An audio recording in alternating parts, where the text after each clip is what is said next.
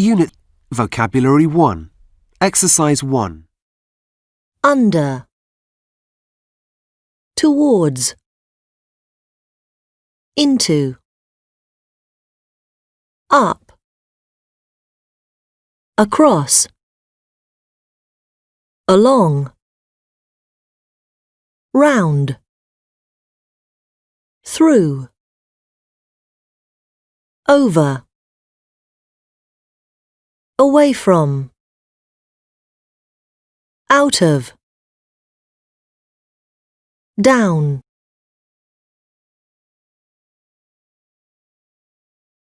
Unit Vocabulary 1. Exercise 4. Hey, Megan, have you got any funny superstitions? What do you mean? Well, for example, Rita never walks under ladders. She thinks it's bad luck. Well, I usually jump over lines in the road. I don't walk on them. What about you? Me?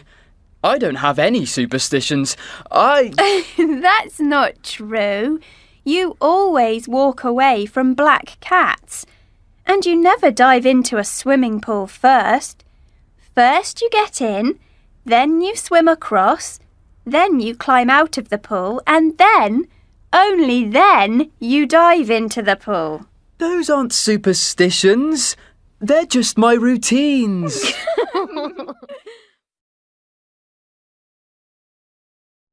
Unit Reading 1. Exercise 7. A. Crocodiles in the pool. Patrick Hughes is a millionaire.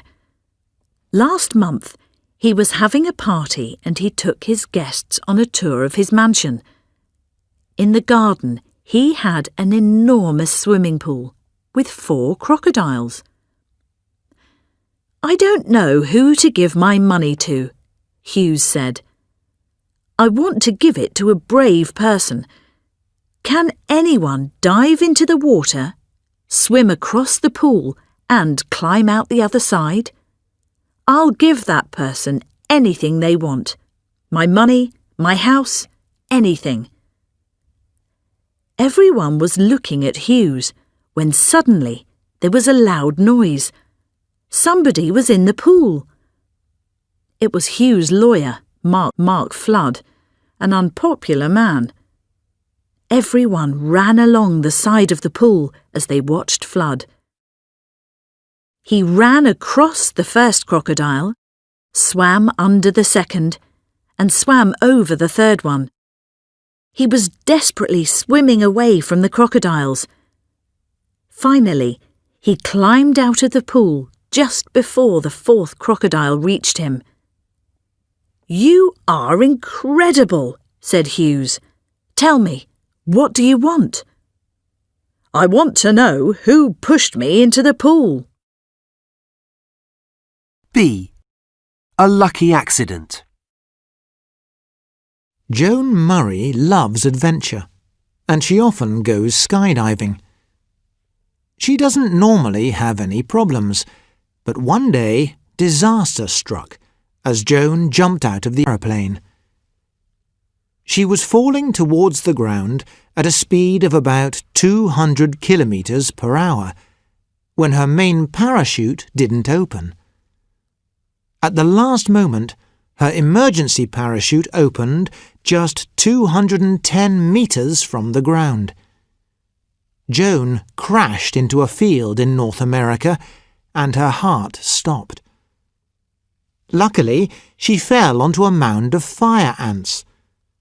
The ants climbed up her clothes and bit her. Doctors believe the bites from the ants started her heart again. Joan was in hospital for 2 weeks, but then she recovered completely. The accident didn't stop Joan. She started skydiving again a year later. Unit Pronunciation. Exercise A. He was watching a film.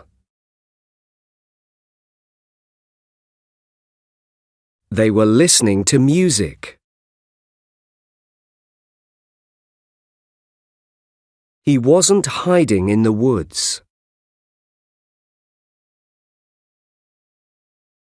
Was he talking to David?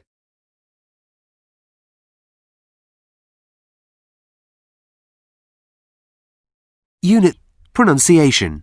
Exercise B. Was Brennan alone? He wasn't at home. He was hiding in the trees.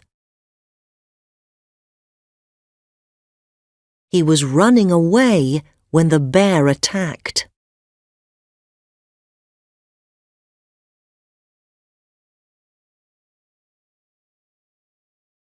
Unit Listening. Shark attack. Exercise 10.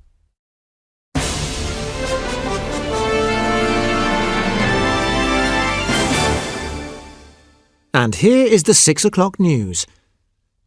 Authorities in New Zealand are worried about swimmers and surfers after a shark attack this afternoon. A shark attacked a teenage girl, but she hit it over the head with her bodyboard and escaped. 14-year-old Lydia Ward was bodyboarding with her brother at Areti Beach on South Island. She was standing in only 1 metre of water when the shark attacked. The shark was about 3 metres long, and it was very aggressive. It bit Lydia's hip. A few weeks ago, Lydia read a story about a surfer who fought off a shark attack with her board. She knew that she had to use her bodyboard and defend herself. She hit the shark over the head many times. Finally, the shark let her go and swam away. Lydia and her brother ran out of the water fast, and the shark disappeared. Lydia was very lucky. She was wearing a wetsuit when the shark attacked. The wetsuit protected her body, and Lydia didn't have to go to hospital. Lydia often swims at the beach, but she was very frightened by the attack. She is planning to swim in rivers and lakes in the future. She doesn't intend to swim at the beach again. Unit Speaking. Exercise 2. What is that? New fashion accessory? You look ridiculous. You're just jealous. Look, it's really useful. It works like this, hands-free. Oh, that is cool. You can go exploring dark caves. Yeah, no one can see you wearing it then.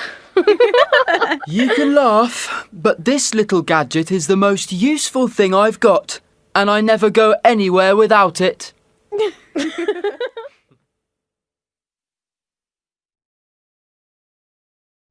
Unit Speaking. Exercise 3. For one thing, I don't like running or cycling in the dark. With a head torch, you feel safe because drivers can see you. And it's also great for camping, as I discovered last year on a school camping trip. It was dark and windy when we arrived at the campsite. Jamie and I had head torches, and we put our tent up in exactly 5 minutes. 15 minutes later, even the teachers were having problems with theirs. As you can imagine, it's difficult to put a tent up in the dark when you're holding a torch in one hand. In fact, 2 kids were holding their torches in their mouths while they tried to put their tents up. My head torch was also really useful for cooking in the evenings on that camping trip. And it was even more useful for eating in the dark, like the night 2 huge spiders dropped into my spaghetti. Thanks to my head torch, I saw them in time. I'm a vegetarian. I can't eat spiders, can I? Unit Speaking. Exercise 5. For one thing, as I discovered last year, As you can imagine, in fact, like the time, thanks to,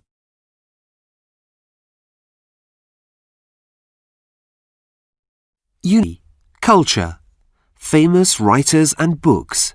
Exercise 7. The first English novel? Robinson Crusoe is a novel by Daniel Defoe, published in 1719. It is a fictional autobiography of Crusoe, a man who spends 28 years on a remote tropical island after his ship sinks. Crusoe is rescued at the end of the book after many adventures. Many people think that Robinson Crusoe is the first novel in English. Daniel Defoe, circa 1659 to 1731. Defoe was an English writer and journalist. He wrote more than 500 books and journals on various topics, including politics, crime, and psychology. He is famous for Robinson Crusoe and for making novels popular in Britain. Defoe's inspiration. Alexander Selkirk was a Scottish sailor who lived on an island near Chile for 4 years. After his rescue, his story was in British newspapers. Defoe probably got the idea for his story after reading about Selkirk. Selkirk was on one of William Dampier's voyages of exploration when he was left on the island. Exploration and discovery. In the 18th century, European explorers made huge progress in exploring the oceans and continents. They began to produce much more accurate maps, and this helped to increase trade. Their expeditions helped to end many myths and to expand scientific knowledge in areas such as geography, astronomy, anthropology, and mathematics. Vocabulary 2. Exercise 5. 1. John is bored because the film is boring.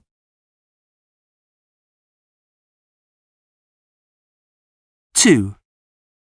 The results of the experiments are very surprising. The scientists are worried.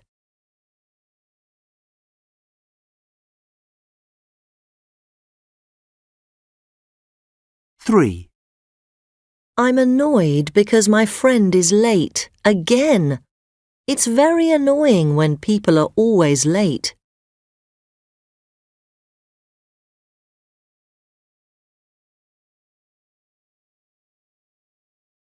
4.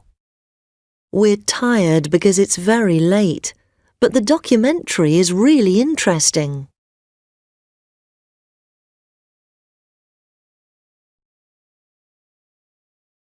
5.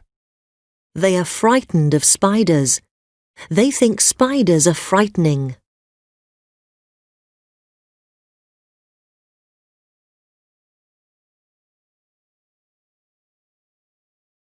Unit Reading 2.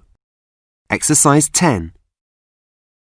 Keith and Jennifer Lee live in Oregon, America. Every year, they go up to the mountains. They don't usually have any problems, but last year things were different. They drove up to the mountains as usual, but as they were driving home, they suddenly got stuck in the snow. Unfortunately, their phones weren't working so high up. It was a worrying situation. While they were trying to move the car, they thought about their 4 children, aged 8 to 18. A friend, Sophie Smith, was looking after the children. When the Lees didn't return, Sophie became worried. She called the police and a search began. Two days later, Keith finally managed to move the car. They were driving home when they heard about the search for them on the radio. They were surprised. They phoned the police and then phoned Sophie. "They're safe! They're coming home!" Sophie shouted when she heard the news. Everyone was delighted. Keith is planning to go back to the mountains again next year, but Jennifer doesn't want to go. It was a frightening experience for her. She thinks they should stay in town. Unit Writing. Exercise 1. Last Saturday evening, I was walking into town with my friend Jenny. It was raining really hard because there was a terrible storm. It was a bit frightening and we were thinking about going back home. Suddenly, there was a loud noise and a big tree branch fell down into the road. We were trying to move the branch when a car appeared. The driver wasn't driving very fast, but he didn't see the branch and he drove into it. I ran to the car and looked inside. The driver wasn't conscious and there was blood on his head. Meanwhile, Jenny called an ambulance. An ambulance arrived quite quickly and took the man to hospital. Then a reporter arrived when we were leaving, so we told her about the accident. The next day, our story was in the newspaper. It was really exciting. Unit CLIL. Literature. A sonnet. A sonnet is a type of poem that originated in Italy in the 14th century. Sonnets were often about love. Shakespeare wrote over 100 love sonnets. A sonnet always has 14 lines, 3 verses of 4 lines and a rhyming couplet at the end. There is usually a definite rhyme scheme of A-B, A-B, C-D, C-D, E-F, E-F, G-G. That means the words at the end of the first and third lines rhyme, and the ones at the end of the second and fourth lines rhyme, etc. There are usually 10 syllables in each line, and the rhythm is da-da, da-da, da-da, da-da, da-da. Learning to write a sonnet. The sonnet form is old and full of dust, and yet I want to learn to write one well. To learn new forms and grow is quite a must, but I will learn it quickly, I can tell. And so I sit today with pen in hand, composing 3 new quatrains with a rhyme. The rhythm flows like wind at my command. The A-B-A-B form consumes my time. But I'm not done until there's 14 lines, 1 ending couplet after 3 quatrains. I've tried to write this new form several times. The effort's huge. I have to rack my brain. But I persist. My 14 lines now done. I wrote my poem. My sonnet work is won. Revision. Sketch. Exercise 1. Hi, Mark. Hi, Anna. Come in. Where's James? He's coming now. He's not very happy. Hi, Mark. Hi, Anna. What's wrong? I've got a new mobile phone, and I don't understand it. I hate gadgets.